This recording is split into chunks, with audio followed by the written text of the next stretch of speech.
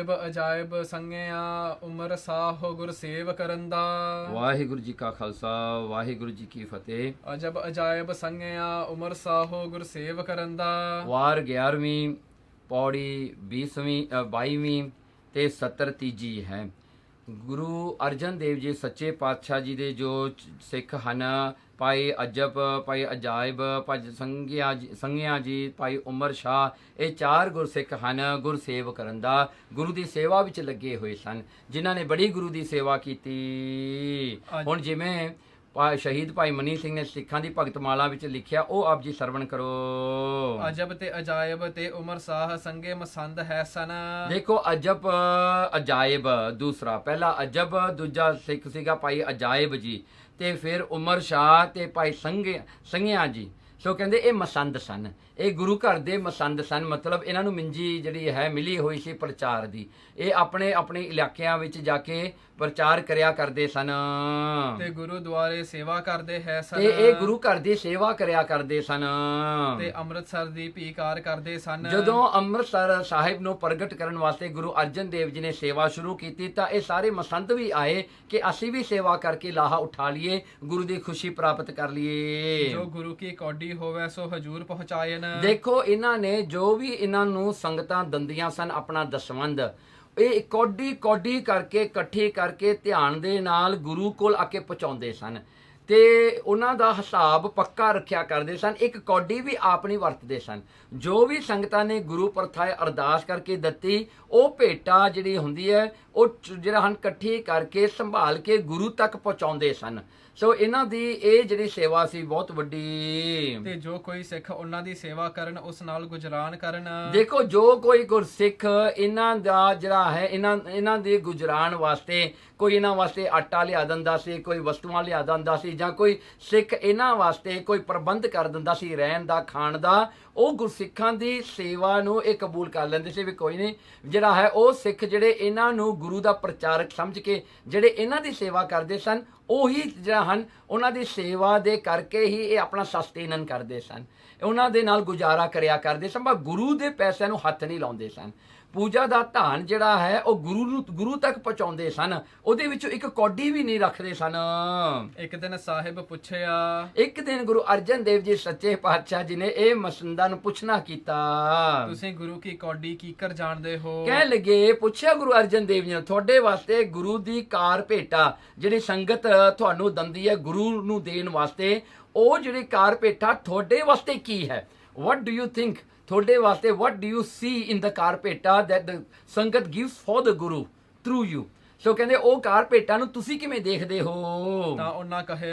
ਤਾਂ ਉਹਨਾਂ ਨੇ ਇਹ ਗੱਲ ਜਿਹੜੀ ਹੈ ਬੇਨਤੀ ਰੂਪ ਦੇ ਵਿੱਚ ਗੁਰੂ ਅਰਜਨ ਦੇਵ ਜੀ ਨੂੰ ਕਹੀ, ਜੈਸੇ ਸਿਵ ਨਿਰਮਾਇਲ ਜੈਸੇ ਵਿਖ ਤੈਸੇ ਜਾਣਦੇ ਹਾਂ। ਕਹਿਣ ਲੱਗੇ, ਅਸੀਂ ਉਹ ਜਿਹੜੀ ਕੌਡੀ ਜਿਹੜੀ ਪੂਜਾ ਵਾਸਤੇ ਕੋਈ ਤੁਹਾਡੇ ਗੁਰੂ ਘਰ ਵਾਸਤੇ ਦੰਦਾ ਹੈ, ਗੁਰੂ ਪ੍ਰਥਾਏ ਦੰਦਾ ਅਰਦਾਸ ਕਰਦਾ ਹੈ, ਅਸੀਂ ਉਹਨੂੰ ਵਿਓ ਸਮਝਦੇ ਹਾਂ, ਸਾਡੇ ਵਾਸਤੇ ਉਹ ਪੋਇਜ਼ਨ ਹੈ।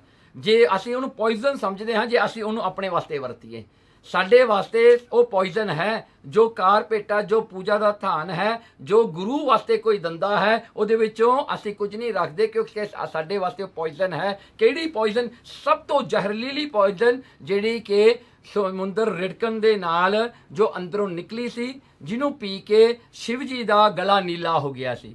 ਸੋ ਕਹਿੰਦੇ ਐਸੀ ਪੋਇਜ਼ਨ ਅਸੀਂ ਉਹਨੂੰ ਸਮਝਦੇ ਹਾਂ, ਤੇ ਸਾਨੂੰ ਇਹ ਹੈ ਕਿ ਗੁਰੂ ਦੀ ਜਿਹੜਾ ਹਨ ਗੁਰੂ ਵਾਸਤੇ ਜੇ ਕੋਈ ਦੰਦਾ, ਉਹ ਗੁਰੂ ਤੱਕ ਕੇ ਪਹੁੰਚਣੀ ਚਾਹੀਦੀ ਹੈ। ਤਾਂ ਬਚਨ ਹੋਆ, ਤਾਂ ਇਹ ਸੁਣ ਕੇ ਗੁਰੂ ਅਰਜਨ ਦੇਵ ਜੀ ਨੇ ਬਚਨ ਕੀਤਾ, ਇਸੇ ਕਰ ਤੂੰ ਸਾਡਾ ਉਧਾਰ ਹੋਵੇਗਾ। ਦੇਖੋ ਮਹਾਰਾਜ ਨੇ ਜਿਹੜਾ ਹਨ ਕਿੰਨੀ ਕਿਰਪਾ ਕੀਤੀ, ਕਹਿੰਦੇ ਤੁਹਾਡਾ ਉਧਾਰ ਹੋਵੇਗਾ। ਇਸੇ ਤਰ੍ਹਾਂ ਹੀ ਚਾਹੀਦਾ ਹੈ। ਇਸ ਕਰਕੇ ਗੁਰੂ ਦੀ ਪੂਜਾ ਜਿਹੜੀ ਹੁੰਦੀ ਹੈ, ਗੁਰੂ ਦੇ ਘਰ ਤੇ ਜਿਹੜਾ ਮੱਥਾ ਟੇਕਿਆ ਜਾਂਦਾ ਹੈ, ਪੈਸਾ ਜਿਹੜਾ ਵੀ ਕੋਈ ਵੀ ਜਿਹੜਾ ਹੈ ਡੋਨੇਸ਼ਨ ਦਿੰਦਾ ਗੁਰੂ ਦੇ ਘਰ ਨੂੰ, ਉਹ ਜਿਹੜਾ ਡੋਨੇਸ਼ਨ ਕਿਸੇ ਨੂੰ ਵੀ ਖਾਣਾ ਨਹੀਂ ਚਾਹੀਦਾ, ਆਪਣੇ ਘਰ 'ਚ ਕਿਤੇ ਵੀ ਵਰਤਣਾ ਨਹੀਂ ਚਾਹੀਦਾ। ਉਹ ਜਿਹੜਾ ਹੈ, ਕਿਉਂਕਿ ਉਹ ਪੈਸਾ ਵਿਉ ਦੀ ਤਰ੍ਹਾਂ ਹੁੰਦਾ, ਜੇ ਆਪਣੇ ਘਰ 'ਚ ਵਰਤਿਆ ਜਾਵੇ, ਉਹ ਪੈਸੇ ਨੇ ਆ ਕੇ ਸਾਰੀ ਕੁੱਲ ਨੂੰ ਨਾਸ਼ ਕਰ ਦਿੰਦਾ ਹੈ। ਇਸ ਕਰਕੇ ਗੁਰੂ ਘਰ ਦਾ ਪੈਸਾ ਕਿਤੇ ਨਹੀਂ ਖਾਣਾ ਚਾਹੀਦਾ।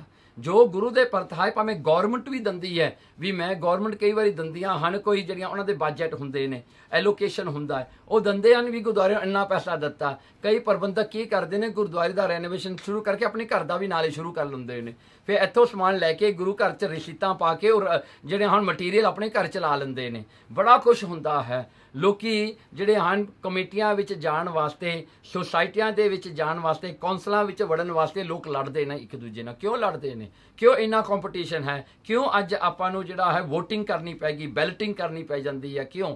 ਕਿਉਂਕਿ ਪੈਸਾ ਹੈ। ਇਹ ਪੈਸੇ ਦੀਆਂ ਹੀ ਲੜਾਈਆਂ ਹਨ, ਸਾਰਾ ਹੀ ਪੈਸੇ ਦੀ ਖੇਡ ਹੈ। ਹਰ ਕੋਈ ਕਹਿੰਦਾ ਵੀ ਮੈਂ ਉੱਥੇ ਪਹੁੰਚ ਜਾਵਾਂ ਤੇ ਉੱਥੇ ਮਿਲੀਅਨਸ ਆਫ ਰਿੰਗਿਟ ਪਏ ਆ, ਮਿਲੀਅਨਸ ਆਫ ਡਾਲਰਸ ਪਏ ਆ, ਉਹ ਚੱਕ ਕੇ ਮੈਂ ਆਪ ਵਰਤ ਲੂੰਗਾ, ਕੋਈ ਤਰੀਕੇ ਨਾਲ ਮੇਰੇ ਘਰ ਦਾ ਜਿਹੜਾ ਗੁਜ਼ਾਰਾ ਚੱਲੀ ਜਾਊਗਾ। ਹਾਂਜੀ, ਸੋ ਇਸ ਤਰ੍ਹਾਂ ਕਰਕੇ ਨਹੀਂ ਕਰਨਾ ਚਾਹੀਦਾ। ਜੋ ਗੁਰੂ ਦੀ ਕਾਰ ਭੇਟ ਹੈ ਉਹ ਕਿਤੇ ਵੀ ਆਪਣੇ ਘਰ 'ਚ ਨਹੀਂ ਵਰਤਣੀ। ਤੇ ਇਹਦਾ ਸਬੂਤ ਇਹ ਆ, ਜਿਨ੍ਹਾਂ ਨੇ ਵੀ ਇਹ ਕਾਰਜ ਅੱਜ ਤੱਕ ਕੀਤਾ ਉਹਨਾਂ ਦੇ ਘਰ 'ਚ ਸਿੱਖੀ ਨਹੀਂ ਰਹੀ। ਉਹਨਾਂ ਦੇ ਘਰ 'ਚੋਂ ਉਹਨਾਂ ਦੇ ਪੁੱਤਰਾਂ ਤੋਂ ਲੈ ਕੇ ਉਹਨਾਂ ਦੇ ਪੋਤਰਿਆਂ ਤੱਕ, ਪਰਪੋਤਰਿਆਂ ਤੱਕ ਉਹ ਸਿੱਖੀ ਮੁੱਕ ਜਾਂਦੀ ਹੈ। ਤੇ ਉੱਥੇ ਨਸ਼ਾ ਪਾਣੀ ਤੁਰ ਪੈਂਦਾ ਹੈ, ਕੰਜਰਖਾਨਾ ਤੁਰ ਪੈਂਦਾ ਜੀ, ਉੱਥੇ ਨਾਚ ਗਾਣੇ ਹੁੰਦੇ ਨੇ, ਪੁੱਠੇ ਸਿੱਧੇ ਕੰਮ ਹੁੰਦੇ ਨੇ। ਉਹ ਮਾਇਆ ਸਭ ਜਿਹੜੀ ਹੈ ਕੁੱਲ ਨੂੰ ਗਾਲ ਕਰਕੇ ਰੱਖ ਦਿੰਦੀ ਹੈ। ਸੋ ਇਸ ਕਰਕੇ ਕਿਤੇ ਵੀ ਇਹ ਕੰਮ ਨਹੀਂ ਕਰਨਾ। ਗੁਰੂ ਦੀ ਕਾਰ ਭੇਟਾਂ ਨੂੰ ਗੁਰੂ ਦੇ ਜਿਹੜੇ ਹਨ ਕਾਰਜਾਂ ਵਾਸਤੇ ਹੀ ਵਰਤਣਾ ਚਾਹੀਦਾ ਹੈ। ਇਹ ਧਿਆਨ ਜ਼ਰੂਰ ਰੱਖਣਾ ਚਾਹੀਦਾ ਹੈ, ਕਿਤੇ ਵੀ ਨਹੀਂ ਵਰਤਣੀ ਚਾਹੀਦੀ। ਜਿਹੜਾ ਕੋਈ ਸ਼ਬਦ ਭੇਟਾ ਦਿੰਦਾ ਵੀ ਹੈ, ਉਹ ਸ਼ਬਦ ਭੇਟਾਂ ਨੂੰ ਜੇ ਵਰਤਣਾ ਵੀ ਹੈ, ਉਹ ਸ਼ਬਦ ਦੀ ਭੇਟਾ ਹੈ। ਉਹ ਸ਼ਬਦ ਦੀ ਭੇਟਾਂ ਨੂੰ ਚੰਗੀ ਤਰ੍ਹਾਂ ਵਰਤੋ ਤੇ ਆਪਣਾ ਜੀਵਨ ਵੀ ਗੁਰੂ ਦੇ ਆਧਾਰ ਤੇ ਰੱਖੋ, ਨਾਮ ਸਿਮਰਨ ਕਰੋ, ਤਾਂ ਉਹ ਪਚੇਗਾ, ਨਹੀਂ ਤਾਂ ਉਹ ਵੀ ਨਹੀਂ ਪਚਣਾ। ਸੋ ਇਸ ਕਰਕੇ ਇਹ ਜਿਹੜੀਆਂ ਗੱਲਾਂ ਬਹੁਤ ਜ਼ਰੂਰੀ ਨੇ। ਅੱਜ ਆਪਣੀਆਂ ਢੈਂਡੀਆਂ ਗੱਲਾਂ ਕਿਸ ਕਰਕੇ ਹੋ ਰਹੀਆਂ ਨੇ? ਇਹ ਗੱਲਾਂ ਕਰਕੇ ਹੋ ਰਹੀਆਂ ਨੇ ਕਿਉਂਕਿ ਆਪਾਂ ਗੁਰੂ ਦਾ ਬਚਨ ਨਹੀਂ ਮੰਨ ਰਹੇ, ਆਪਾਂ ਗੁਰੂ ਦੇ ਦੱਸੇ ਹੋਏ ਰਸਤੇ ਤੇ ਨਹੀਂ ਤੁਰ ਰਹੇ। ਸੋ ਇਸ ਕਰਕੇ ਬਹੁਤ ਧਿਆਨ ਰੱਖਣਾ ਚਾਹੀਦਾ ਹੈ। ਗੁਰੂ ਦੀ ਖੁਸ਼ੀ ਉਹ ਗੁਰਸਿੱਖਾਂ ਤੇ ਹੁੰਦੀ ਹੈ ਜੋ ਮਹਾਰਾਜ ਦੇ ਉਪਦੇਸ਼ ਨੂੰ ਕਮਾਉਂਦੇ ਹਨ। ਇੱਕ ਦਿਨ ਉਹਨਾਂ ਅਰਦਾਸ ਕੀਤੀ, ਇੱਕ ਦਿਨ ਇਹ ਗੁਰਸਿੱਖਾਂ ਨੇ ਜਿਹੜੀ ਹੈ ਅਰਦਾਸ ਕੀਤੀ, ਜੀ ਗਰੀਬ ਨਿਵਾਜ ਤੇਰਾ ਜੋ ਬਚਨ ਹੈ, ਮਹਾਰਾਜ ਜੋ ਤੁਹਾਡਾ ਬਚਨ ਹੈ, ਪ੍ਰਭ ਭਾਵੈ ਬਿਨ ਸਾਸ ਤੇ ਰਾਖੈ। ਕਹਿਣ ਲੱਗੇ ਮਹਾਰਾਜ ਤੁਹਾਡਾ ਬਚਨ ਕੀ ਹੈ? ਸਤਿਗੁਰੂ ਜੀ ਇਹ ਮਸੰਦ ਪੁੱਛਦੇ ਹਨ, ਮਹਾਰਾਜ ਤੁਹਾਡਾ ਬਚਨ ਹੈ ਜੇ ਜਿਹੜਾ ਹੈ ਤੁਸੀਂ ਇਹ ਬਚਨ ਕੀਤਾ ਹੈ ਵੀ ਗੌੜੀ ਸੁਖਮਨੀ ਦੇ ਵਿੱਚ ਮਹੱਲਾ ਪੰਜਵਾਂ, ਮਹਾਰਾਜ ਤੁਸੀਂ ਇਹ ਕਿਹਾ ਹੈ ਕਿ ਮਹਾਰਾਜ ਇਹ ਜਿਹੜਾ ਤੁਹਾਡਾ ਬਚਨ ਹੈ ਵੀ ਤੁਸੀਂ ਸਵਾਸ ਤੋਂ ਬਗੈਰ ਵੀ ਰੱਖ ਸਕਦੇ ਹੋ, ਬਿਨਾ ਬ੍ਰੈਥ ਲਿਆਂ ਤੁਸੀਂ ਕਿਸੇ ਨੂੰ ਜੇ ਰੱਖਣਾ ਚਾਹੋ ਉਹਨੂੰ ਤੁਸੀਂ ਜਿਉਂਦਾ ਰੱਖ ਸਕਦੇ ਹਾਂ। You can keep someone alive even without breathing. So even the person without breathing you can keep him alive. Maharaj ਇਹ ਥੋੜਾ ਬਚਨ ਹੈ। ਪ੍ਰਭ ਭਾਵੈ ਤਾਂ ਹਰ ਗੁਣ ਭਾਖੈ। ਪ੍ਰਭ ਭਾਵੈ, ਜੇ ਪ੍ਰਭੂ ਨੂੰ ਭਾਵੈ ਤਾਂ ਹਰ ਗੁਣ ਭਾਖੈ। ਹਰ ਗੁਣ ਪਰਮੇਸ਼ਰ ਦੇ ਗੁਣਾਂ ਨੂੰ ਉਹ ਉਚਾਰਨ ਕਰਦੇ ਨੇ, ਉਹ ਵੀ ਗੁਰੂ ਦੀ ਕਿਰਪਾ ਹੋਵੇ ਤਾਂ ਹੀ ਤਾਂ ਫਿਰ ਜ਼ਬਾਨ ਤੇ ਉਹ ਸ਼ਬਦ ਆਉਂਦੇ ਨੇ ਗੁਰੂ ਦੇ ਉਪਦੇਸ਼ ਨੂੰ ਦੱਸਣ ਵਾਲੇ। ਮਹਾਰਾਜ ਇਹ ਵੀ ਤੁਹਾਡੀ ਕਿਰਪਾ ਹੈ। ਗਰੀਬ ਨਿਵਾਜ ਜੀ, ਗਰੀਬ ਨਿਵਾਜ ਜੀ, ਸਾਸ ਥੀ ਬਿਨਾ ਕੋਈ ਰਹਿ ਨਹੀਂ ਸਕਿਆ। ਸਿੱਖਾਂ ਨੇ ਪੁੱਛਿਆ ਕਿ ਮਹਾਰਾਜ ਸਵਾਸ ਬ੍ਰੈਥ ਲੈਣ ਤੋਂ ਬਗੈਰ ਕੌਣ ਜਿਉਂਦਾ ਰਹਿ ਸਕਦਾ ਹੈ? ਹਾਂਜੀ, ਅੱਜ ਤੱਕ ਤਾਂ ਅਸੀਂ ਦੇਖਿਆ ਨਹੀਂ ਕੋਈ ਰਹਿੰਦਾ। ਸਾਰੇ ਜਿਹੜੇ ਜਿਉਂਦੇ ਇਹਨਾਂ ਨੂੰ ਸਵਾਸ ਲੈਂਦੇ ਹਨ, ਉਹ ਬ੍ਰੈਥ ਲੈਂਦੇ ਹਨ।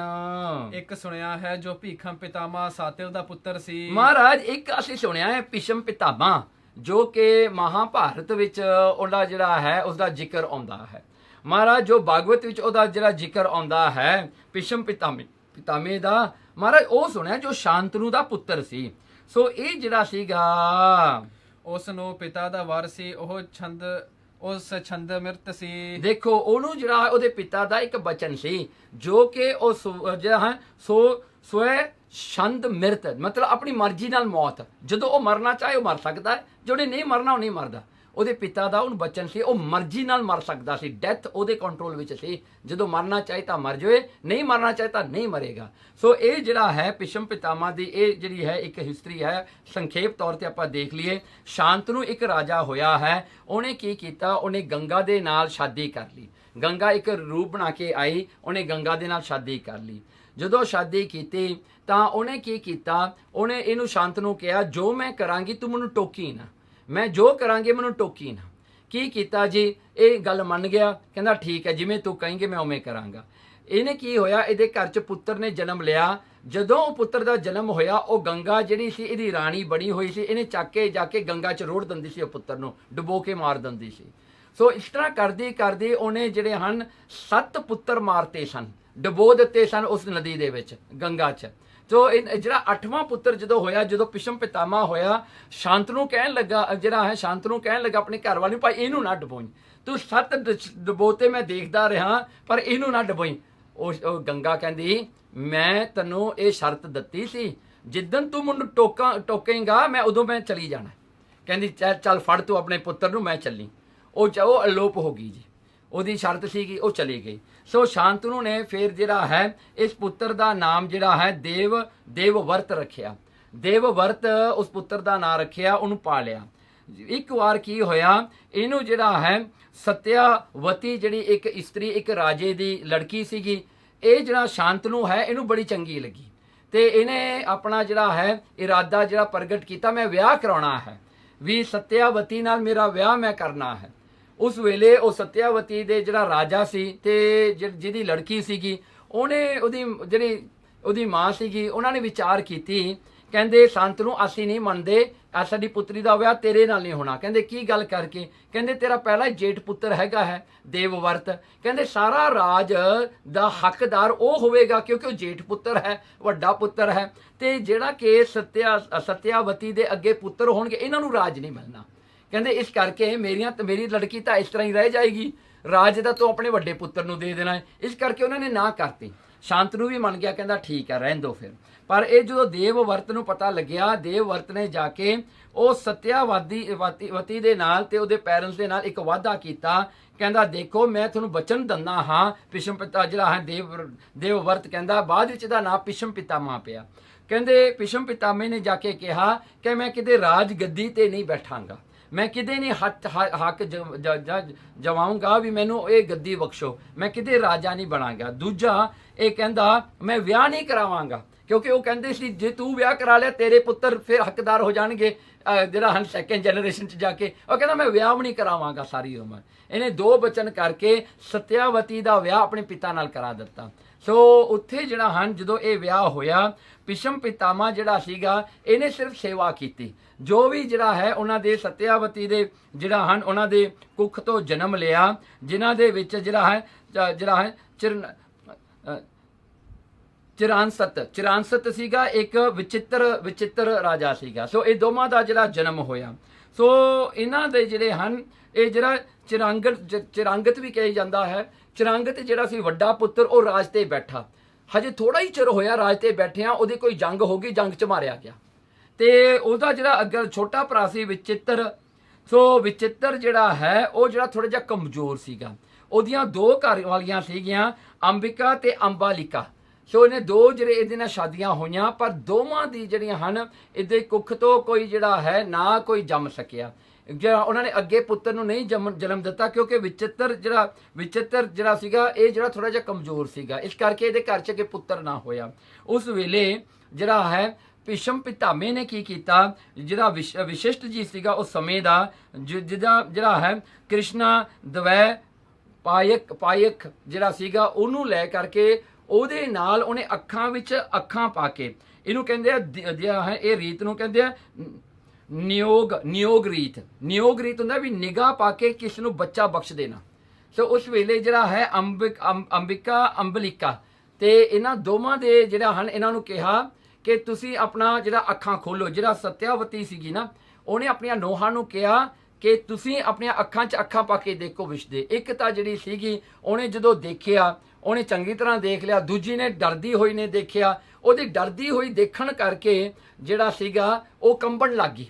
ਸੋ ਜਿਹੜਾ ਹਨ ਦੋਵਾਂ ਨੂੰ ਫਿਰ ਗਰਭ ਹੋਇਆ, ਪਰ ਇਹ ਜਿਹੜਾ ਹੈ ਦੇਖ ਕਰਕੇ ਸਤਿਆਵਤੀ ਜਿਹੜੀ ਉਹ ਖੁਸ਼ ਨਾ ਹੋਈ। ਕਹਿੰਦੀ ਵੀ ਇਹ ਦੋਵਾਂ ਦੇ ਜਿਹੜਾ ਹਨ ਅੰਗ ਦੇ ਵਿੱਚੋਂ ਜੋ ਬੱਚਿਆਂ ਨੇ ਜਨਮ ਲੈਣਾ ਹੈ, ਕਿਉਂਕਿ ਜਦੋਂ ਅੱਖਾਂ 'ਚ ਅੱਖਾਂ ਪਾ ਕੇ ਦੇਖਿਆ ਚੰਗੀ ਤਰ੍ਹਾਂ ਨਹੀਂ ਇਹਨਾਂ ਨੇ ਦੇਖਿਆ, ਇੱਕ ਨੇ ਪਹਿਲਾਂ ਹੀ ਬੰਦ ਕਰ ਲੀਆਂ, ਇੱਕ ਨੇ ਜਿਹੜਾ ਸੀਗਾ ਬੜੀ ਕਮਜ਼ੋਰੀ ਜੀ ਦਿਖਾਈ। ਸੋ ਉਸ ਵੇਲੇ ਜਿਹੜਾ ਐਸਾ ਹੋਇਆ ਤੇ ਇਹ ਜਿਹੜਾ ਸੀਗਾ ਉਹਨਾਂ ਦੇ ਫਿਰ ਤੀਜਾ ਸੀਗਾ ਇੱਕ ਦਾਸੀ ਸੀਗੀ, ਦਾਸੀ ਨੂੰ ਲਿਆ ਕੇ ਖੜਾ ਕਰ ਦਿੱਤਾ ਤੇ ਉਹ ਦਾਸੀ ਨੇ ਚੰਗੀ ਤਰ੍ਹਾਂ ਅੱਖਾਂ ਵਿੱਚ ਅੱਖਾਂ ਪਾ ਕੇ ਦੇਖ ਲਿਆ ਤਾਂ ਵਿਸ਼ਦੇ ਉਹਦੇ ਘਰ 'ਚ ਪੁੱਤਰ ਹੋਇਆ, ਜਿਹੜਾ ਹੈ ਉਹ ਜਿਹੜਾ ਦਾਸੀ ਪੁੱਤਰ ਸੀਗਾ ਵਿਦਰ ਦਾਸੀ ਪੁੱਤਰ ਉਹਦੇ ਘਰ 'ਚ ਜਨਮ ਲਿਆ। ਸੋ ਇਸ ਕਰਕੇ ਇਹ ਜਿਹੜੇ ਹਨ 3 ਜਿਹੜੇ ਹਨ ਪੁੱਤਰ ਹੋਏ ਤੇ ਇਹ ਜਿਹੜੇ ਹਨ ਪੁੱਤਰਾਂ ਦੇ ਵਿੱਚੋਂ ਫਿਰ ਜਿਹੜਾ ਵੱਡਾ ਸੀਗਾ ਉਹਦਾ ਜਿਹੜਾ ਸੀਗਾ ਉਹ ਵੱਡਾ ਜਿਹੜਾ ਭਰਾ ਸੀਗਾ ਜਿਹੜਾ ਪਹਿਲਾਂ ਜੰਮਿਆ ਤੇ ਉਹ ਧ੍ਰਿਤਰਾਸ਼ਟਰ ਸੀਗਾ, ਕਿਉਂਕਿ ਜਦੋਂ ਉਹਦੀ ਮਾਂ ਨੇ ਅੰਬਿਕਾ ਨੇ ਜਦੋਂ ਵਸ਼ਿਸ਼ਠ ਜੀ ਨੂੰ ਦੇਖਿਆ ਉਹਦੀਆਂ ਅੱਖਾਂ ਬੰਦ ਹੋ ਗਈਆਂ ਤੇ ਧਿਤਰਾਸ਼ਟਰ ਅੰਨਾ ਜਿਹੜਾ ਉਹਦਾ ਪੁੱਤਰ ਜੰਮਿਆ। ਤੇ ਦੂਜੀ ਜਿਹੜੀ ਸੀ ਉਹ ਕੰਬਣ ਲੱਗ ਗਈ ਸੀ। ਉਹਦੇ ਘਰ ਵਿੱਚ ਪਾਂਡੂ ਪੁੱਤਰ ਨੇ ਜਨਮ ਲਿਆ। ਉਹ ਪਾਂਡੂ ਪੁੱਤਰ ਜਿਹੜਾ ਸੀ ਬੜਾ ਕਮਜ਼ੋਰ ਜਿਹਾ ਸੀਗਾ, ਸੋ ਉਹ ਵੀ ਜਿਹੜਾ ਬਹੁਤਾ ਚਿਰ ਨਹੀਂ ਰਿਹਾ। ਸੋ ਇਸ ਕਰਕੇ ਜਿਹੜਾ ਹੈ ਵਿਦਰ ਜਿਹੜਾ ਸੀ ਉਹ ਦਾਸੀ ਨੇ ਚੰਗੀ ਤਰ੍ਹਾਂ ਅੱਖਾਂ 'ਚ ਅੱਖਾਂ ਪਾ ਕੇ ਦੇਖ ਲਿਆ, ਉਹਦਾ ਪੁੱਤਰ ਵਿਦਰ ਹੋਇਆ ਤੇ ਵਿਦਰ ਬਹੁਤ ਸਿਆਣਾ ਸੀਗਾ। ਇਹ ਉਹਨਾਂ ਦਾ ਪ੍ਰਾਈਮ ਮਿਨਿਸਟਰ ਰਿਹਾ ਹੈ ਇਹ ਦੋਵੇਂ ਰਾਜਿਆਂ ਦਾ। ਸੋ ਇਸ ਕਰਕੇ ਜਿਹੜਾ ਹੈ ਹੁਣ ਧਿਤਰਾਸ਼ਟਰ ਦੇ ਜਿਹੜੇ ਪੁੱਤਰ ਸਨ ਉਹ 100 ਪੁੱਤਰ ਸੀ ਉਸਦਾ। ਸੋ 100 ਉਹਦਾ ਪੁੱਤਰ ਜਿਹੜਾ ਉਹਦੀ ਘਰ ਵਾਲੀ ਸੀ ਗੰਧਾਰੀ। ਪਾਂਡੂ ਦੀ ਘਰ ਵਾਲੀ ਜਿਹੜੀ ਸੀਗੀ, ਜਿਹੜੀ ਉਹਦੀ ਘਰ ਵਾਲੀ ਕੀ ਸੀ, ਕੁੰਤੀ। ਸੋ ਕੁੰਤੀ ਉਹਦੀ ਘਰ ਵਾਲੀ ਸੀਗੀ। ਸੋ ਇਸ ਕਰਕੇ ਜਿਹੜਾ ਹੈ ਧਿਤਰਾਸ਼ਟਰ ਨੇ ਜਦੋਂ ਗੰਧਾਰੀ ਨਾਲ ਵਿਆਹ ਕੀਤਾ, ਗੰਧਾਰੀ ਨੇ ਵੀ ਆਪਣੀਆਂ ਅੱਖਾਂ ਬੰਨ ਲਿਆ, ਮੇਰਾ ਪਤੀ ਅੰਨਾ ਵੀ ਮੈਂ ਵੀ ਦੇਖਣਾ ਨਹੀਂ ਹੈਗਾ, ਮੈਂ ਕਿਉਂ ਦੇਖਾਂ ਜੇ ਮੇਰਾ ਪਤੀ ਅੰਨਾ ਹੈ। ਉਹਨੇ ਵੀ ਆਪਣੀ ਅੱਖਾਂ 'ਚ ਪੱਟੀ ਬੰਨ ਲਈ। ਇਹਦੇ 100 ਪੁੱਤਰ ਹੋਏ ਜਿਹਨਾਂ ਨੂੰ ਕੈਰਵ ਕਹਿੰਦੇ ਹਾਂ, ਕੈਰਵ। ਤੇ ਦੂਜੇ ਪਾਂਡਵ ਜਿਹੜਾ ਸੀਗਾ, ਪਾਂਡੂ ਵੀ ਛੱਤੀ ਮਰ ਗਿਆ ਵਿਚਾਰਾ, ਉਹ ਨਾ ਬਹੁਤਾ ਚਿਰ ਰਹਿ ਸਕਿਆ। ਉਹਦੀ ਘਰ ਵਾਲੀ ਕੁੰਤੀ ਸੀਗੀ। ਕੁੰਤੀ ਦਾ ਜਿਹੜਾ ਹੈ ਭਗਤੀ ਕਰਨ ਕਰਕੇ, ਸੇਵਾ ਕਰਨ ਕਰਕੇ ਉਹਦਾ ਇੱਕ ਪੁੱਤਰ ਪਹਿਲਾਂ ਹੋਇਆ, ਵਿਆਹ ਤੋਂ ਪਹਿਲਾਂ ਹੀ ਹੋ ਗਿਆ ਸੀਗਾ, ਜੋ ਇੱਕ ਸੰਤ ਦੇ ਵਰ ਦੇ ਨਾਲ। ਇੱਕ ਜਿਹੜਾ ਹੈ ਕਿਉਂਕਿ ਉਹ ਖੁਸ਼ ਹੋ ਕੇ ਉਹਨਾਂ ਨੇ ਜਿਹੜਾ ਹੈ ਉਹਨਾਂ ਨੂੰ ਵਰ ਦਿੱਤਾ। ਸੋ ਉਹ ਪੁੱਤਰ ਦਾ ਨਾਂ ਕੀ ਸੀਗਾ, ਕਰਨ। ਸੋ ਕਰਨ ਜਿਹੜਾ ਸੀਗਾ ਉਹਦਾ ਪੁੱਤਰ ਹੋਇਆ। ਤੇ ਪਾਂਡੂ ਦੇ ਨਾਲ ਇਹਦੇ 5 ਪੁੱਤਰ ਹੋਏ ਜਿਨ੍ਹਾਂ ਨੂੰ ਆਪਾਂ ਪਾਂਡਵ ਕਹਿੰਦੇ ਹਾਂ। ਸੋ ਯੁਧਿਸ਼ਟਰ ਹੋਇਆ, ਅਰਜੁਨ ਹੋਇਆ, ਭੀਮ ਹੋਇਆ, ਨਕਲ ਤੇ ਸਹਿਦੇਵ, ਇਹ 5 ਉਹਦੇ ਪੁੱਤਰ ਹੋਏ ਜਿਨ੍ਹਾਂ ਨੂੰ ਪਾਂਡੂ ਕਹਿੰਦੇ ਹਾਂ। ਸੋ ਕੈਰਵਾਂ ਦਾ ਤੇ ਪਾਂਡੂਆਂ ਦਾ ਲੜਾਈ ਹੋਈ ਜਿਹਨੂੰ ਮਹਾਭਾਰਤ ਕਹਿੰਦੇ ਆ, ਕੁਰਸ਼ੇਤਰ ਦੇ ਵਿੱਚ। ਸੋ ਇਹ ਦੋਨਾਂ ਦੀ ਲੜਾਈ ਬਹੁਤ ਵੱਡੀ ਹੋਈ। ਕ੍ਰਿਸ਼ਨ ਭਗਵਾਨ ਨੇ ਪਾਂਡੂਆਂ ਦਾ ਸਾਥ ਦਿੱਤਾ। ਭੀਮ ਜਿਹੜਾ ਹੈ ਇਹ ਭੀਸ਼ਮ ਪਿਤਾਮਾ ਜਿਹੜਾ ਹੋਇਆ, ਇਹਨੇ ਕੈਰਵਾਂ ਥਾਈ, ਇਹ ਕੈਰਵਾਂ ਦਾ ਇਹਨੇ ਉਹਨਾਂ ਦਾ ਸਿਪਰ ਸਲਾਹ ਬਣਿਆ, ਉਹਨਾਂ ਦਾ ਜਰਨੈਲ ਬਣਿਆ। ਸੋ ਲੜਾਈ ਹੋਈ ਜਿਹਦੇ ਵਿੱਚ ਅਰਜੁਨ ਨੇ ਜਿਹੜਾ ਹੈ ਉਸ ਵੇਲੇ ਜਿਹੜਾ ਹੈ ਸਿਕੰਡੀ ਵੀ ਕਹਿੰਦੇ ਹਾਂ, ਤੇ ਜਾਂ ਕ੍ਰਿਸ਼ਨ ਨੇ ਜਿਹੜਾ ਹੈ ਟ੍ਰਿਕ ਕਰਕੇ ਅਰਜੁਨ ਦੇ ਰਾਹੀਂ ਉਹਨੇ ਤੀਰ ਮਾਰੇ। ਭੀਸ਼ਮ ਪਿਤਾਮਾ ਦੇ ਬਹੁਤ ਸਾਰੇ ਤੀਰ ਵੱਜੇ। ਭੀਸ਼ਮ ਪਿਤਾਮਾ ਦੇ ਇੰਨੇ ਤੀਰ ਵੱਜੇ ਕਹਿੰਦੇ 2 ਉਂਗਲਾਂ ਦਾ ਫਾਸਲਾ ਨਹੀਂ ਸੀ ਇੱਕ ਤੀਰ ਤੋਂ ਦੂਜੇ ਤੀਰ ਤੱਕ। ਇੰਨਾ ਸਰੀਰ ਭਰ ਗਿਆ ਸੀ ਉਹਦਾ ਤੀਰਾਂ ਦੇ ਨਾਲ। ਤੇ ਜਦੋਂ ਭੀਸ਼ਮ ਪਿਤਾਮਾ ਡਿੱਗਿਆ, ਉਹ ਜਿਹੜਾ ਹਨ ਉਹਨੂੰ ਕਹਿੰਦੇ ਹਨ ਤੀਰਾਂ ਦੀ ਸੇਜ ਉੱਤੇ ਪਿਆ ਸੀਗਾ, ਕਿਉਂਕਿ ਇੰਨੇ ਤੀਰ ਉਹਦੇ ਸਰੀਰ 'ਚ ਵੱਜੇ, ਉਹ ਤੀਰਾਂ ਦੇ ਭਾਰ ਤੇ ਬੈਠਾ ਸੀਗਾ। ਤੇ ਕਹਿੰਦੇ ਇਤਿਹਾਸ ਕਹਿੰਦਾ ਹੈ ਕਿ ਭੀਸ਼ਮ ਪਿਤਾਮਾ ਜਿਹੜਾ ਹੈ 58 ਡੇਜ਼ ਤੱਕ ਜਿਉਂਦਾ ਰਿਹਾ, ਉਹ ਤੀਰਾਂ ਦੀ ਸੇਜਾਂ ਤੇ ਪਿਆ। ਤੇ ਉੱਥੇ ਬਹਿ ਕਰਕੇ ਉਹਨੇ ਯੁਧਿਸ਼ਟਰ ਨੂੰ ਜਿਹੜਾ ਹੈ ਰਾਜ ਦਾ ਤੇ ਮੋਕਸ਼ ਦਾ ਤੇ ਆਪ ਦਾ ਇਹ 3 ਗਿਆਨ ਉਸਨੂੰ ਦਿੱਤੇ। ਉਸ 58 ਡੇਜ਼ ਦੇ ਵਿੱਚ ਉਹਨੇ ਇਹ ਸਾਰਾ ਜਿਹੜਾ ਹੈ ਜੋ ਸ਼ਾਂਤ ਪੁਰਬ ਦਾ ਉਪਦੇਸ਼ ਦਿੱਤਾ। ਸੋ ਸ਼ਾਂਤ ਪੁਰਬ ਦਾ ਸਾਰਾ ਉਪਦੇਸ਼ ਉਹਨੂੰ ਦਿੱਤਾ ਜਿਹੜਾ ਲਿਖਿਆ ਹੋਇਆ ਹੈ। ਸੋ ਇਸ ਤਰ੍ਹਾਂ ਕਰਕੇ ਭੀਸ਼ਮ ਪਿਤਾਮਾ ਹੋਇਆ। ਇਹਦਾ ਐਗਜ਼ਾਮਪਲ ਦਿੰਦੇ ਹਨ, ਦੇਖੋ ਬਿਨ ਸਵਾਸ ਦੇ ਰਾਖੇ ਨਾ ਮਹਾਰਾਜ ਨੇ ਕਿਹਾ, ਪਰ ਹਜੇ 58 ਡੇਜ਼ ਵਾਸਤੇ ਇਹ ਜਿਹੜਾ ਭੀਸ਼ਮ ਪਿਤਾਮਾ ਜਿਉਂਦਾ ਰਿਹਾ ਸੀਗਾ, ਹਜੇ ਉਹਦਾ ਸਵਾਸ ਚੱਲਦਾ ਸੀ। ਇਸ ਕਰਕੇ ਹੁਣ ਸਿੱਖ ਪੁੱਛਦੇ ਹਨ ਗੁਰੂ ਅਰਜਨ ਦੇਵ ਜੀ ਨੂੰ, ਜਿਸ ਸਮੇਂ ਉਸਦੇ ਪ੍ਰਾਣ ਦਾ ਅੰਤ ਹੋਇਆ ਹੈ, ਕਹਿੰਦੇ ਜਿਸ ਵੇਲੇ ਉਸਦੇ ਪ੍ਰਾਣ ਦਾ ਅੰਤ ਹੋਇਆ, ਸੂਰਜ ਦਖਨਾਣੇ ਹੈ ਸੀ, ਕਿ ਉਸ ਵੇਲੇ ਸੂਰਜ ਡੁੱਬਣ ਤੇ ਸੀਗਾ, ਸਨਸੈਟ ਤੇ ਆ ਗਿਆ ਸੀ ਦੱਖਣ ਵੱਲ। ਉਸ ਸੂਰਜ ਉਤਰਾਣੇ ਜਾਂਦਿਆਂ, ਹਾਂਜੀ। ਸੋ ਜਿਹੜਾ ਹੈ ਕਹਿਣ ਲੱਗੇ ਉਹ ਸੂਰਜ ਜਿਹੜਾ ਹੈ ਕਹਿੰਦੇ ਲੱਗੇ ਜਦੋਂ ਉਹ ਡੁੱਬਣ ਲੱਗਿਆ ਉਦੋਂ ਉਹਦੀ ਮੌਤ ਹੋਈ, ਉਹਦੀ ਆਪਣੀ ਮਰਜ਼ੀ ਦੇ ਨਾਲ ਹੋਈ। ਉਹਨੇ ਆਪਣੀ ਮਰਜ਼ੀ ਨਾਲ ਕੀਤੀ ਜੋ ਉਹਨੇ ਆਪਣੀ ਮੌਤ ਕੀਤੀ। ਕਰ ਪ੍ਰਾਣ ਰੱਖੇ, ਕਹਿਣਗੇ ਜਦੋਂ ਤੱਕ ਉਹਨੇ ਚਾਹਿਆ ਉਹਨੇ ਆਪਣੇ ਪ੍ਰਾਣ ਰੱਖੇ, ਤੇ ਜਦੋਂ ਤੱਕ ਜਿਉਂਦਾ ਰਿਹਾ ਉਹਦੇ ਪ੍ਰਾਣ ਚੱਲਦੇ ਰਹੇ, ਸਵਾਸ ਉਹਦੇ ਚੱਲਦੇ ਰਹੇ 58 ਡੇਜ਼ ਤੱਕ।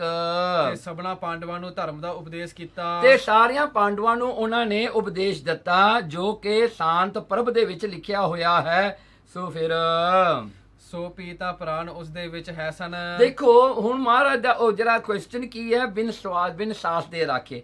ਕਹਿੰਦੇ ਮਹਾਰਾਜ ਫੇਰ ਵੀ ਤਾਂ ਉਹ ਜਿਉਂਦਾ ਹੀ ਸੀਗਾ ਨਾ, ਉਹ ਜਿਉਂਦਾ ਹੀ ਸੀ ਨਾ, ਉਹਦੇ ਚ ਸਵਾਸ ਸੀਗੇ, ਪਰ ਤੁਸੀਂ ਤਾਂ ਕਹਿੰਦੇ ਬਿਨ ਸਵਾਸ ਦੇ ਰਾਖੇ, ਇਹ ਕਿਵੇਂ ਹੋ ਸਕਦਾ ਹੈ? ਤੁਸੀਂ ਕਿਰਪਾ ਕਰਕੇ ਕਹੋ ਜੋ ਬਿਨਾਂ ਸਾਸਾਂ ਤੋਂ ਕੌਣ ਜੀਵਦਾ ਹੈ। ਮਹਾਰਾਜ ਤੁਸੀਂ ਇਹ ਸਾਨੂੰ ਦੱਸੋ ਕਿ ਬਿਨਾਂ ਸਵਾਸਾਂ ਤੋਂ ਕੌਣ ਜਿਉਂਦਾ ਰਹਿ ਸਕਦਾ ਹੈ। ਤਾਂ ਬਚਨ ਹੋਇਆ, ਤਾਂ ਉਸ ਵੇਲੇ ਗੁਰੂ ਅਰਜਨ ਦੇਵ ਜੀ ਨੇ ਬਚਨ ਕੀਤਾ, ਇਹੋ ਸਮਰੱਥਾ ਈਸ਼ਰ ਦੀ ਵਰਨੀ ਹੈ। ਕਹਿਣਗੇ ਇਹੋ ਸਮਰੱਥਾ ਜਿਹੜੀ ਹੁੰਦੀ ਹੈ, ਇਹ ਤਾਕਤ ਜਿਹੜੀ ਹੈ ਉਹ ਪਰਮੇਸ਼ਰ ਨੇ ਆਪ ਹੀ ਦਿੰਦਾ ਹੈ, ਆਪ ਹੀ ਜਿਹੜਾ ਹੈ ਕਿਰਪਾ ਕਰਕੇ ਜਿਸ ਕਿਸੇ ਨੂੰ ਵੀ ਦਿੰਦਾ ਹੈ ਉਹ ਆਪੇ ਕਿਰਪਾ ਕਰਕੇ ਦਿੰਦਾ ਹੈ। ਉਸਦੀ ਦਿੱਤੀ ਹੋਈ ਕਿਰਪਾ ਸਦਕਾ ਹੀ ਇਹ ਦਾਤਾਂ ਪ੍ਰਾਪਤ ਹੁੰਦੀਆਂ ਹਨ।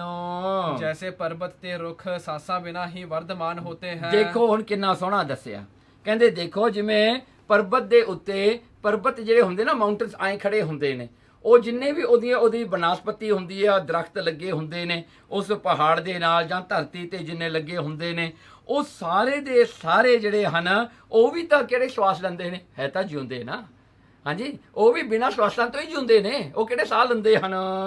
ਤੇ ਬਾਲਕ ਮਾਤਾ ਦੇ ਗਰਭ ਵਿੱਚ 6 ਮਹੀਨੇ ਵੱਧਦਾ ਜਾਂਦਾ ਹੈ। ਦੇਖੋ ਫਿਰ ਬਾਲਕ ਜਿਹੜਾ ਹੁੰਦਾ ਹੈ, ਇੱਕ ਬੱਚਾ ਆਪਣੀ ਮਾਂ ਦੀ ਕੁੱਖ ਦੇ ਵਿੱਚ ਪ੍ਰੈਗਨੈਂਸੀ ਸਮੇਂ ਜਿਹੜਾ ਬੱਚਾ ਮਾਂ ਦੇ ਪੇਟ ਵਿੱਚ ਹੁੰਦਾ ਹੈ, ਕਹਿੰਦੇ 6 ਮਹੀਨੇ ਤੱਕ ਉਹਦਾ ਸਰੀਰ ਬਣ ਜਾਂਦਾ ਹੈ। ਉਸ ਤੋਂ ਬਾਅਦ ਤੇ 6ਵੇਂ ਮਹੀਨੇ ਉਸ ਦੇ ਵਿੱਚ ਸਵਾਸ ਪਾਉਂਦੇ ਹਨ। ਦੇਖੋ 6 ਮਹੀਨੇ ਜੋ ਪੂਰੇ ਹੋ ਜਾਂਦੇ ਉਹਦੇ ਵਿੱਚ ਸਵਾਸ ਚੱਲਦੇ, ਉਹਦਾ ਹਾਰਟ ਬੀਟ ਸ਼ੁਰੂ ਹੋ ਜਾਂਦਾ, ਉਹ ਸਵਾਸ ਲੈਂਦਾ ਹੈ, ਉਹ ਸਵਾਸ ਲੈਣੇ ਸ਼ੁਰੂ ਕਰਦਾ ਹੈ। ਹਾਰਟ ਬੀਟ ਪਹਿਲਾਂ ਤੋਂ ਹੋ ਜਾਂਦਾ ਹੈ, ਪਰ ਸਵਾਸ 6 ਮਹੀਨਿਆਂ ਬਾਅਦ ਤੋਂ ਸ਼ੁਰੂ ਹੋ ਜਾਂਦੇ ਨੇ। ਉਹ ਸਾਹ ਲੈ ਰਿਹਾ ਹੈ ਉਸ ਬੰਦ ਜਗ੍ਹਾ ਦੇ ਵਿੱਚ, ਉਸ ਜਿਹੜੀ ਹਨ ਉਹ ਸਾਰੀ ਜਿਹੜੀ ਹਨ ਮਾਤਾ ਦੀ ਕੁੱਖ ਵਿੱਚ ਬੈਠਾ ਉਹ ਸਵਾਸ ਬ੍ਰੈਥ ਲੈ ਰਿਹਾ ਹੈ। ਤਾਂ ਐਸਾ ਈਸ਼ਰ ਸਮਰੱਥ ਹੈ, ਕਹਿੰਦੇ ਐਸਾ ਉਹ ਈਸ਼ਵਰ ਪਰਮਾਤਮਾ ਸਮਰੱਥ ਹੈ, ਜਿਵੇਂ ਚਾਹੇ ਉਹ ਰੱਖ ਸਕਦਾ ਹੈ। ਤੇ ਦੂਜਾ ਇਹੋ ਅਰਥ ਹੈ ਕਿ ਦੂਜਾ ਜਿਹੜਾ ਇਹੋ ਅਰਥ ਬਣਦਾ ਹੈ, ਜੇ ਦੂਜਾ ਅਰਥ ਇਸ ਪੰਕਤੀ ਦਾ ਇਹ ਹੋਵੇਗਾ, ਸਵਾਸ ਉਹ ਸਫਲ ਹਨ।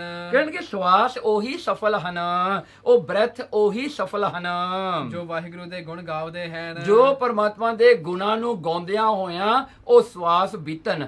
ਸਵਾਸ ਜਿਹੜੇ ਹਨ ਪਰਮਾਤਮਾ ਦੇ ਗੁਣਾਂ ਨੂੰ ਗਾਉਂਦਿਆਂ ਹੋਇਆਂ ਖਰਚੇ ਜਾਣ। ਹੋਰ ਸਾਸ ਐਸੇ ਹਨ, ਹੋਰ ਸਵਾਸ ਜਿਹੜੇ ਐਸੇ ਹੀ ਹਨ ਜਿਵੇਂ ਜੈਸੇ ਠਠਿਆਰਾਂ ਲੋਹਾਰਾਂ ਦੀਆਂ ਖੁੱਲਾਂ ਹੁੰਦੀਆਂ ਹਨ। ਜਿਵੇਂ ਜਿਹੜੀਆਂ ਹਨ ਲੋਹਾਰਾਂ ਦੀਆਂ ਜਿਹੜੀਆਂ ਹਨ ਠਠਿਆਰਾਂ ਹੁੰਦੀਆਂ ਹਨ। ਉਹ ਜਿਹੜਾ ਹੁੰਦਾ ਨਹੀਂ ਗਾ ਇੱਕ ਬੈਗ ਹੁੰਦਾ, ਇਹ ਬੈਗ ਜਿਹੜਾ ਕਿ ਲੋਹਾਰ ਵਰਤਦੇ ਹਨ, ਉਹ ਹਵਾ ਪਾ ਕੇ ਉਹ ਅੱਗ ਨੂੰ ਬਹੁਤਾ ਕਰਨ ਵਾਸਤੇ, ਸੋ ਅੱਗ ਦੇ ਵਿੱਚ ਪਾਉਂਦੇ ਹਨ ਉਹਨੂੰ ਆਕਸੀਜਨ ਦੇਣ ਵਾਸਤੇ, ਜਿਹਦੇ ਕਰਕੇ ਅੱਗ ਵਧੇ, ਉਹਦੀ ਜਿਹੜੀ ਹੈ ਉਹਦੇ ਫਲੇਮਸ ਜਿਹੜੇ ਹਨ ਇੰਟੈਂਸ ਹੋਣ, ਤਕੜੇ ਹੋਣ। ਸੋ ਕਹਿੰਦੇ ਜਾਂ ਤਾਂ ਫਿਰ ਸਵਾਸ ਉਹੀ ਹੁੰਦੇ ਨਾ, ਬਸ ਉਹੀ ਸਵਾਸ ਲਈ ਜਾਣੇ ਖਾਲੀ ਹੋਈ, ਇੱਕ ਸਵਾਸ ਆਇਆ ਗਿਆ, ਕਹਿੰਦੇ ਉਹੀ ਆ ਜਿਵੇਂ ਇੱਕ ਬੈਲਨ ਹੁੰਦਾ ਹੈ ਜਾਂ ਕਿ ਜਿਹੜਾ ਇਹ ਬੈਗ ਹੁੰਦਾ ਹੈ, ਬਸ ਇਸੇ ਤਰ੍ਹਾਂ ਹੀ ਲੰਘ ਜਾਂਦੇ ਹਨ ਬੇਫਾਇਦਾ। ਤੁਸਾਂ ਵੀ ਵਾਹਿਗੁਰੂ ਦੇ ਬਚਨ ਬਿਨਾ ਸਵਾਸ ਨਹੀਂ ਬਿਤਾਵਣੇ। ਇਸ ਕਰਕੇ ਤੁਸੀਂ ਵੀ ਵਾਹਿਗੁਰੂ ਦੇ ਭਜਨ ਤੋਂ ਬਗੈਰ ਕਿਤੇ ਵੀ ਸਵਾਸ ਜਿਹੜੇ ਖਾਲੀ ਨਹੀਂ ਛੱਡਣੇ, ਹਮੇਸ਼ਾ ਪਰਮਾਤਮਾ ਦਾ ਜਿਹੜਾ ਹੈ ਸਿਮਰਨ ਕਰਨਾ ਹੈ। ਤੋ ਸਾਡਾ ਉਦਾਰ ਇਸੇ ਕਰ ਹੋਵੇਗਾ, ਤੁਹਾਡਾ ਵੀ ਉਦਾਰ ਇਸ ਕਰਕੇ ਹੋਣਾ ਹੈ, ਤੁਹਾਡੀ ਮੁਕਤੀ ਹੋਵੇਗੀ। ਤਾਂ ਇਹ ਜਿਹੜਾ ਬਚਨ ਮਹਾਰਾਜ ਨੇ ਦੇਖੋ ਕਿੰਨਾ ਸੋਹਣਾ ਉਪਦੇਸ਼ ਆਪਣੇ ਗੁਰਸਿੱਖਾਂ ਨੂੰ ਦਿੱਤਾ, ਭਾਈ ਅਜਬ, ਭਾਈ ਅਜਾਇਬ, ਭਾਈ ਸੰਘਿਆ ਜੀ ਤੇ ਭਾਈ ਉਮਰ ਸ਼ਾਹ ਜੀ ਨੂੰ। ਸੋ ਇਹਨਾਂ ਨੂੰ ਇਹ ਉਪਦੇਸ਼ ਦੇ ਕੇ ਮਹਾਰਾਜ ਨੇ ਨਿਹਾਲ ਕੀਤਾ। ਅਜਬ ਅਜਾਇਬ ਸੰਘਿਆ ਉਮਰ ਸਾਹੋ ਗੁਰ ਸੇਵ ਕਰਨ ਦਾ। ਵਾਹਿਗੁਰੂ ਜੀ ਕਾ ਖਾਲਸਾ, ਵਾਹਿਗੁਰੂ ਜੀ ਕੀ ਫਤਿਹ।